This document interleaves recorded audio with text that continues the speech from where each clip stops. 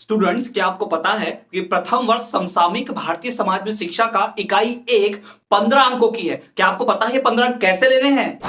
Hello students, मेरा नाम है अभिषेक वर्मा और आप देख रहे हैं स्टडी क्लास, जहां आपको मिलने वाला है प्रथम वर्ष के डीएलएड का समसामयिक भारतीय समाज में शिक्षा का ये इकाई एक का वीडियो, जिसमें हम बात करेंगे इकाई एक के 15 अंकों के विभाजन की, साथ ही साथ महत्वपूर्ण प्रश्न उत्तर के साथ, और उत्तर कैसे लिखना हम ये भी जानेंगे। तो 15 अंक हासिल करना चाहते हो तो वीडियो के एंड तक जरूर बने रहना, एंड तक देखना, तभी आपको 15 अंक हासिल होंगे और डीएलएड की परीक्षा में आप महत्वपूर्ण 90% से पास हो जाओगे अगर आप वीडियो के एंड तक बने रहोगे। तो साथ ही साथ दूसरे विषयों के वीडियो देखना चाहते हो तो चैनल पे प्लेलिस्ट बनी है, प्लेलिस्ट चेक करो, हर एक विषय की वीडियो आपको मिल जाएगी। जी हाँ, चैनल पे आपको प्रत्येक विषय की वीडियो मिल जाएगी, आप चैनल जरूर चेक कीजिए। साथ ही साथ अगर आपको नोट्स चाहिए तो दिए गए नंबर पे आप कांटेक्ट कर सकते हैं, आपको बहुत ही कम दाम में नोट्स मिलेंगे, जिससे आप परीक्षा में 85 से 90% गेन कर पाएंगे उन नोट्स के क्वेश्चंस को पढ़कर। तो चलिए स्टूडेंट्स, बिना किसी देरी के मैं शुरू करता हूं और बताता हूं कि इस वीडियो में आज हम बात करेंगे समसामयिक भारतीय समाज में शिक्षा प्रथम वर्ष डीएलएड का समसामयिक भारतीय समाज में शिक्षा विषय का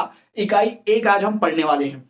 इस इकाई एक में आज हम इसके अंक विभाजन की बात करेंगे, साथ ही साथ महत्वपूर्ण वस्तुनिष्ठ प्रश्नों की बात करेंगे, और तो और इसमें आने वाले जो दीर्घ उत्तरीय है, अति दीर्घ उत्तरीय, लघु उत्तरीय प्रश्न आएंगे उनकी भी बात करेंगे। साथ ही साथ स्टूडेंट्स, अगर आप हमें और भी सोशल मीडिया से फॉलो करना चाहते हैं, जैसे कि आप हमें टेलीग्राम, फेसबुक, इंस्टाग्राम पे फॉलो कर सकते हैं, डिस्क्रिप्शन में दी गई लिंक है, लेटेस्ट न्यूज, वीडियो लेक्चर्स और फैक्ट्स आपको वहां पर मिल जाएंगे। साथ ही साथ स्टूडेंट्स, आप हमारे चैनल पर नए हैं तो चैनल को सब्सक्राइब करके बेल नोटिफिकेशन ऑल पर रखें, ताकि आपको वीडियो मिस ना करनी पड़े। कोई भी वीडियो है तो आपको सबसे पहले मिल जाए, डीएलएड की परीक्षा में सफलता बहुत आसानी से प्राप्त कर सकते हैं। तो चलिए बिना किसी देरी के शुरू करते हैं और देखते हैं कि समसामयिक भारतीय समाज शिक्षा में जो इकाई एक है, जिसका नाम है राज्य राजनीति एवं भारतीय शिक्षा। जी हां, राज्य राजनीति एवं भारतीय शिक्षा है, उसका अंक विभाजन कैसे है। तो इसके अंक विभाजन की बात करें, ध्यान से सुनिएगा। इसका जो अंक विभाजन है इकाई एक, वह 15 अंक का। इस इकाई एक पर कुल 15 अंक आवंटित है, कुल 15 अंक मिलेंगे, जिसमें से 1 मार्क्स के 3 प्रश्न,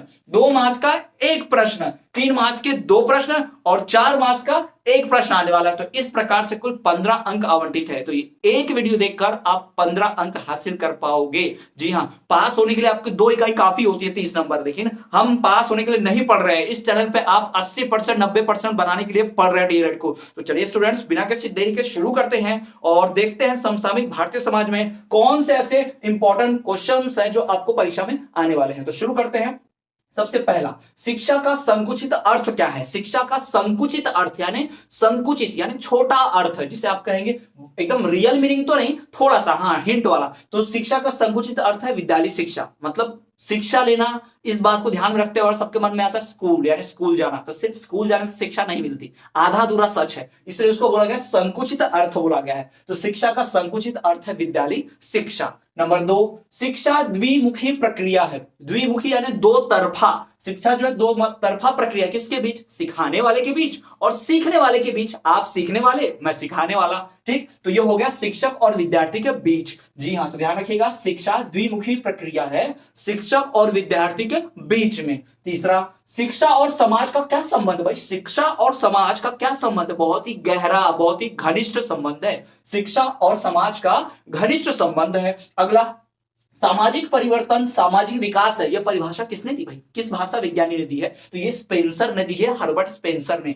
जी हाँ, सामाजिक परिवर्तन सामाजिक विकास है, यह परिभाषा स्पेंसर ने दी है। ऐसा पूछ सकता है, तो ध्यान में रखिएगा। और बड़े प्रश्न उत्तर लिखने में आपको एक काम आएगा। जितने वस्तुनिष्ठ प्रश्न है, इनसे सिर्फ वस्तुनिष्ठ के उत्तर हमें नहीं मिलते, इससे सिर्फ 1 मार्क्स वाले मार्क्स नहीं मिलते। इनका इस्तेमाल करते हुए आप 4 नंबर के प्रश्न, 3 नंबर के प्रश्न लिख सकते हो, 2 नंबर के प्रश्न भी लिख सकते हो, जिसमें आपको बहुत सहायता मिलती है। तो वस्तुनिष्ठ बहुत इंपॉर्टेंट है, उन्हें जरूर देखिए, ठीक है। सामाजिक परिवर्तन सामाजिक विकास है, किसने दी है? स्पेंसर ने दी है परिभाषा।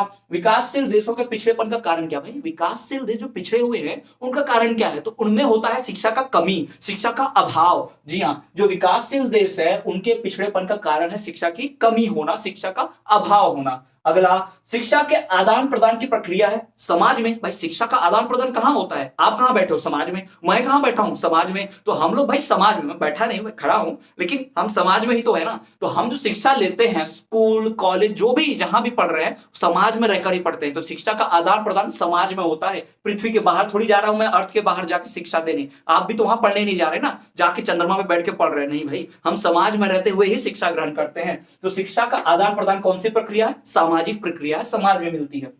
अगला, भारत में सामाजिक परिवर्तन को सबसे अधिक योगदान रहा।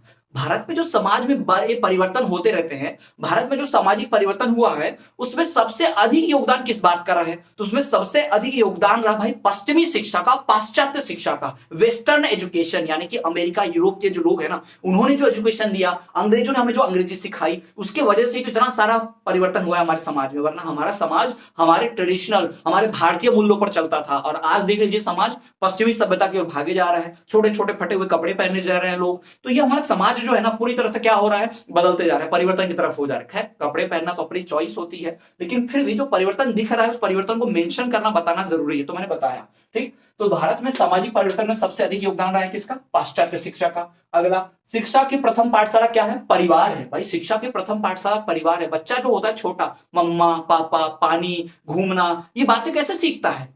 पाठशाला जो होती है उसकी परिवार होती है, यानी परिवार में, फैमिली में ही दादा दादी, चाचा चाची, पापा मम्मी, इन सबसे तो सीखता है वो, है ना।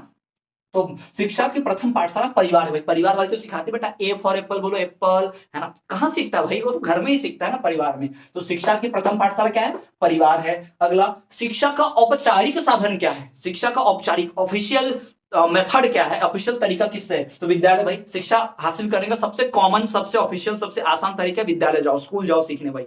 शिक्षा ले रहा है तो स्कूल जाओ फट से। तो शिक्षा का औपचारिक साधन विद्यालय है, स्कूल है। शिक्षा का केंद्र बिंदु कौन होता है? किसको देना है शिक्षा? सबसे इंपॉर्टेंट शिक्षा किसके लिए? शिक्षक के लिए? नहीं भाई, मैं तो सीख कर आया हूं तब ना सिखा रहा हूं। तो किसको सिखाना है? बालक को। तो शिक्षा का केंद्र बिंदु कौन होता है? बालक होता है, क्योंकि उसको ही तो शिक्षा देनी है। वही शिक्षा हासिल करके दूसरों को शिक्षित करेगा, देश को विकसित करेगा। तो शिक्षा का केंद्र बिंदु बालक होता है। तो शिक्षा का केंद्र बिंदु कौन है भाई? बालक है। अगला, राज्य के अनिवार्य तत्वों का लेख लिखिए भाई। राज्य के लिए जो अनिवार्य तत्व हैं, जो जरूरी तत्व हैं, एलिमेंट्स है किसी राज्य के लिए, राज्य किनसे बनता है, किनसे मिलकर? तो भाई राज्य में लोग रहने चाहिए, जनसंख्या होना चाहिए, राज्य का अपना एक एरिया, निश्चित क्षेत्र होना चाहिए, है ना। जनसंख्या होनी चाहिए, एक निश्चित क्षेत्र होना चाहिए, सरकार होनी चाहिए वहां पर चलाने के लिए, है ना, व्यवस्था संभालने के लिए, और संप्रभुता यानी खुद के नियम कानून होना चाहिए, दूसरों के गुलाम नहीं होनी चाहिए, है ना, खुद के दम पर चलनी चाहिए, खुद के नियम कानून से, जैसे संप्रभुता कहते हैं, सॉवर्जिनिटी।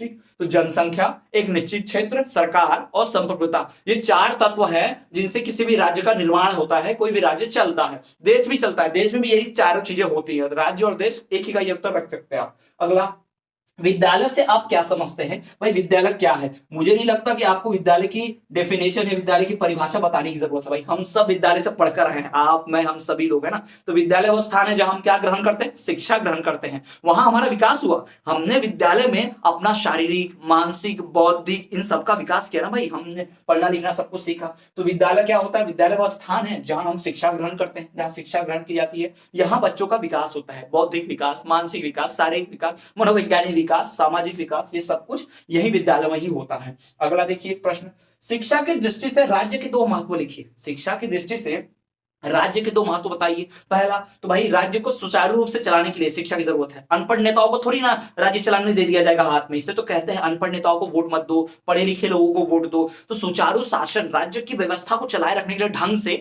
हमें शिक्षा की आवश्यकता है। अनपढ़ लोग थोड़ी राज्य ढंग से चला सकते हैं। दूसरा, योग्य नागरिक का निर्माण। अगर शिक्षा नहीं रहेगी तो योग्य नागरिक कैसे बनेंगे? उदाहरण के तौर पर अगर मैं अनपढ़ होता तो मैं वोट देने जाता तो मैं किसको वोट चुनता? मैं समझ नहीं पाता कौन देश के लिए अच्छा, कौन हमारे राज्य के लिए अच्छा है, किसकी सरकार बनानी चाहिए, बीजेपी या कांग्रेस की, मुझे पता ही नहीं चलता। क्यों? क्योंकि मैं अनपढ़ रहता, मैं, मुझे पढ़ाई लिखा नहीं रहती, मुझे कोई ज्ञान ही नहीं होता। लेकिन मैं पढ़ा लिखा हूं तो मुझे पता है कि देश का विकास कौन सी पार्टी कर सकती है, कौन सी पार्टी देश के फेवर में काम करेगी, किससे देश का भला होगा, तो मैं उसको जाके वोट दे के आऊंगा। तो एक योग्य नागरिक का निर्माण करने के लिए भी शिक्षा की आवश्यकता होती है।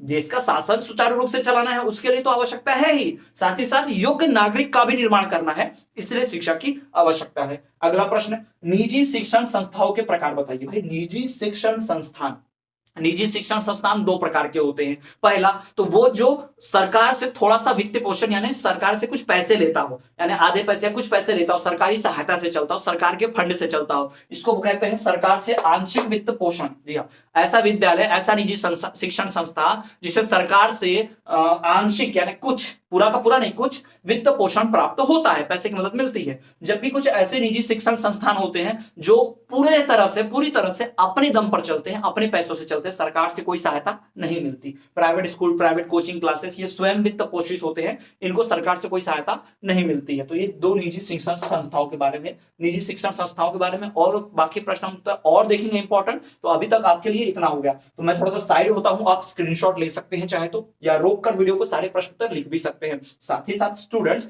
अगर आपको मेरी मेहनत जरा से पसंद आ रही है, वीडियो अच्छा लग रहा है, तो प्लीज चैनल को सब्सक्राइब कीजिए, बेल नोटिफिकेशन को ऑल पर रखें ताकि कोई वीडियो मिस ना करे। और तो और अपने क्लासमेट्स, फ्रेंड्स के साथ ये वीडियो शेयर कीजिए, उनसे चैनल के लिंक शेयर कीजिए ताकि मुझे मोटिवेशन मिले। आपका एक कमेंट, एक लाइक मुझे मोटिवेट करता है और भी वीडियोस बनाने के लिए। तो जितने ज्यादा आप लाइक कमेंट करेंगे तो मुझे और मोटिवेशन मिलेगी, आपके लिए और अच्छे और मेहनत से वीडियो बनाकर ला पाऊंगा। तो चलिए स्टूडेंट्स, इन 14 प्रश्नों को देख लेने के बाद बढ़ते हैं अगले प्रश्न की ओर। सो स्टूडेंट्स, वस्तुनिष्ठ और लघु उत्तरीय पढ़ लेने के बाद अब हम बात करेंगे दीर्घ उत्तरीय के सबसे महत्वपूर्ण प्रश्न। इस वीडियो में, इस भाग में हम बात करेंगे ऐसे 4 महत्वपूर्ण प्रश्नों की जो 4 अंक और 3 अंक के लिए पूछे जा सकते हैं। जी हाँ, 4 अंक और 3 अंक के लिए पूछे जा सकते हैं। ऐसे महत्वपूर्ण प्रश्नों की बात हम करने जा रहे हैं, तो वीडियो को ध्यान से देखिएगा। देखिए, सबसे पहला प्रश्न यहाँ पर है, शिक्षा के निजीकरण के दोष बताइए। शिक्षा को अगर निजीकरण कर दिया जाएगा, यानी कि शिक्षा का निजीकरण, यानी स्कूल्स प्राइवेट कर दिए जाएंगे, कोचिंग प्राइवेट कर दिए जाएंगे, ये सब प्राइवेट रहेगा, प्राइवेट व्यक्ति संभालेंगे, इंडिविजुअल यानी कि निजी लोग संभालेंगे, तो इसमें क्या दोष होगा, क्या गलतियां सामने आएंगी निकल के। तो देखिए, शिक्षा के निजीकरण के दोष आपके सामने हैं। क्या दोष है? सबसे पहला, संसाधनों का अभाव। जिसमें संसाधन का अभाव होता है, जो निजी स्कूल होते हैं, जो निजी कोचिंग होते हैं, वहां पे संसाधन नहीं होते, उतने संसाधन, उतने रिसोर्सेज प्रेजेंट नहीं होते जो सरकारी स्कूल में होते। सरकारी स्कूल में प्लेग्राउंड होता है, बाकायदा नल होता है, बहुत सारी चीजें होती हैं जो सरकारी स्कूल में, प्राइवेट स्कूल में अक्सर पैसे की लालच में प्राइवेट स्कूल के जो ऑनर होते, जो मालिक होते, वो नहीं करते हैं। तो इससे क्या होगा? संसाधनों की कमी होती है। दूसरा, कुशल शिक्षकों का अभाव होता है। सरकारी में हमेशा ऐसा शिक्षक भरा जाएगा, ऐसे शिक्षक की नौकरी लगेगी जो सरकारी परीक्षा पास करके आया होगा, जिसने डीएड बीएड किया होगा। लेकिन आप देखोगे निजी विद्यालयों में आजकल बिना डीएड बीएड के ही शिक्षकों को भर लेते हैं, वो पढ़ा रहे हैं 3-3, 4-4, 5-5 हजार रुपए में, और कोई भी उन्हें शिक्षा का ज्ञान नहीं है, किसी तरह से उन्होंने शिक्षा पद्धति का ज्ञान नहीं लिया है, ना डीएड किया ना बीएड किया, और वो पढ़ा रहे स्कूलों में। तो ये गलत है। तो कुशल शिक्षकों का अभाव होता है निजी क्षेत्रों में। तीसरा, व्यावसायिक मनोवृत्ति। व्यावसायिक मनोवृत्ति यानी शिक्षा को बिजनेस, एक व्यवसाय की तरह देखते हैं, यानी ज्यादा बच्चे भर लो, ज्यादा पैसे, ज्यादा फीस ले लो, वो कमाओ, शिक्षा क्वालिटी एजुकेशन मिले ना मिले, रिजल्ट अच्छा आए ना आए, ठीक है। तो एक व्यावसायिक मनोवृत्ति आ जाती है निजी शिक्षण संस्थानों के ऑनर्स के मन में, ठीक है, एक व्यावसायिक मनोवृत्ति आ जाती है, ठीक। चौथा, मानकों का उल्लंघन, यानी कि सरकार ने जो तय मानक बनाए हुए हैं कि भाई ऐसा ऐसा कीजिए, वैसा वैसा होना चाहिए, स्कूल इतने दिन लगने चाहिए, इतने दिन छुट्टी होनी चाहिए, इतने बजे लंच होना चाहिए, उन मानकों का उल्लंघन करते हैं। सरकारी नियम कायदे कानून पर नहीं चलता सरकारी स्कूल, प्राइवेट स्कूल। और ये जो निजी संस्थान होते हैं, निजी व्यवसाय करने के लिए, ये पैसा कमाने के लिए, ज्यादा प्रॉफिट कमाने के लिए सरकारी मानकों का उल्लंघन करते हैं, सरकारी नियम कानून नहीं फॉलो करते। साथ ही साथ सुरक्षा का अभाव होता है। सरकारी स्कूल में बराबर बाउंड्री वॉल होती है, प्राइवेट स्कूल में कई जगह पर बाउंड्री वॉल भी नहीं होगी। बच्चों की सुरक्षा के लिए ना वहां पे अग्निशामक यंत्र, फायर ब्रिगेड नहीं रखा होगा। अब देखें, फायर वाला जो सिलेंडर होता है बुझाने के लिए, वो नहीं रखा होगा, फायर एक्सटिंग्विशर। तो ये सारी चीजें जो है, ये प्राइवेट स्कूल में दिक्कत होती है, ये सब निजी शिक्षण संस्थाओं में दिक्कत होती है, जबकि सरकारी में दिक्कतें नहीं होती, क्योंकि सरकार इसमें पैसा अवेलेबल कराती है, सरकार इसमें साधन देती है, सरकार इसमें इन्वॉल्व होती है, जांच करते रहती है। दूसरा देखिए, दूसरा प्रश्न, आर्थिक विकास के निर्धारक तत्व बतलाइए। आर्थिक विकास यानी इकोनॉमी, यानी कि इकोनॉमिक डेवलपमेंट, आर्थिक विकास किसी देश का जो होगा तो उसके निर्धारक तत्व कौन से, किन चीजों पर आधारित होगा देश का विकास। तो देश के आर्थिक विकास सबसे पहले आधारित होगा जनसंख्या पे। और हमारे देश की जनसंख्या ज्यादा रहेगी, बहुत ज्यादा, हद से ज्यादा, तो बेरोजगारी भी ज्यादा रहेगी, तो हमारा आर्थिक विकास रुक जाएगा। जैसे भारत के अभी केस में हो रहा है कि भारत की जनसंख्या बहुत ज्यादा है, तो बेरोजगारों की संख्या भी बहुत ज्यादा हो गई है, जिस कारण से गरीबी, भुखमरी, ये सब बहुत बढ़ते ही जा रही है। तो जनसंख्या नियंत्रण करना बहुत आवश्यक है। और जनसंख्या होना, बहुत ज्यादा होना अच्छी बात नहीं, जनसंख्या कम हो, लेकिन ऐसी जनसंख्या हो जो पूरी पढ़ी लिखी हो, एकदम सुशिक्षित हो, और ऐसी हो कि पूरा बढ़िया से काम कर पाए। तो जनसंख्या का होना अच्छा है, लेकिन अच्छी स्वस्थ जनसंख्या, ठीक है। प्राकृतिक साधन, नेचुरल रिसोर्सेज, तो भाई प्राकृतिक साधनों की भी कमी नहीं होनी चाहिए। अगर प्राकृतिक साधन ज्यादा है, किसी देश में नदियां ज्यादा हैं, उपजाऊ जमीन है, किसी देश में खूब मिनरल्स, खनिज मिल रहे हैं, तो इससे उस देश का विकास बहुत जल्दी होगा। पूंजी, कैपिटल, पैसा भी तो होना चाहिए उस देश में। अगर देश में कैपिटल है, पैसा है, लोगों के पास पैसा है, तो लोग फैक्ट्रियां खोलेंगे, लोग बड़े बड़े इंस्टीट्यूट बनाएंगे, जिससे लोग शिक्षा हासिल करेंगे और विकास होगा और डेवलपमेंट होगा। ठीक है, तो पूंजी भी चाहिए। सामाजिक तत्व, समाज में अगर मान लीजिए क्राइम बहुत ज्यादा है, समाज में अपराध बहुत हो रहे हैं, समाज में शांति नहीं है, समाज में कुरीतियां कुप्रथाएं ज्यादा हैं, तो इससे देश का जो आर्थिक विकास है रुक जाएगा, थम सा जाएगा। तो कुरीतियों को उन्हें हटाना पड़ेगा। समाज में अच्छे तत्व चाहिए, शांति चाहिए, खुशहाली चाहिए।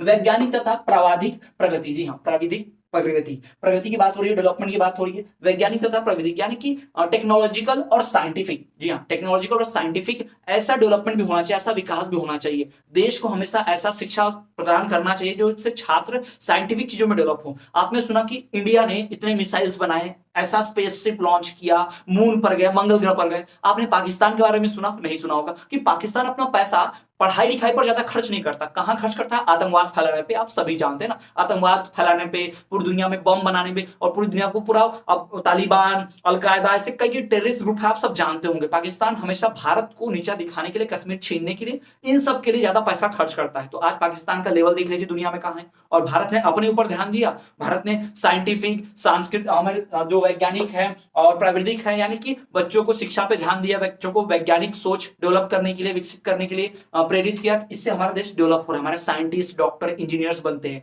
और उनके यहाँ आतंकवादी बनते हैं। तो ये सारी चीजें हैं जो फर्क है पाकिस्तान और इंडिया में। इस वजह से भाई देश की उन्नति करनी, आर्थिक विकास करना है तो ये चाहिए। फिर संगठन एवं विशिष्टीकरण, हमारे यहाँ संगठन, ऑर्गेनाइजेशन और विशिष्टीकरण, डिवीजन ऑफ लेबर होना चाहिए। यानी कि हमारे यहाँ जो बंटवारा है समाज का, कि उच्च वर्ग, मध्यम वर्ग और निम्न वर्ग, इनका बंटवारा जो है वो सही तरीके का होना चाहिए। ऐसा नहीं कि अमीर बहुत अमीर और गरीब बहुत गरीब हो, है ना। ये जो फर्क है कम होते जाना चाहिए डेली डेली, है ना। रोज अगर कम होगा तो एक दिन ऐसा आएगा समाज में सब बराबर होंगे, कोई अमीर गरीब नहीं होगा। तो ये सारे जो है निर्धारक तत्व हैं किसके? आर्थिक विकास।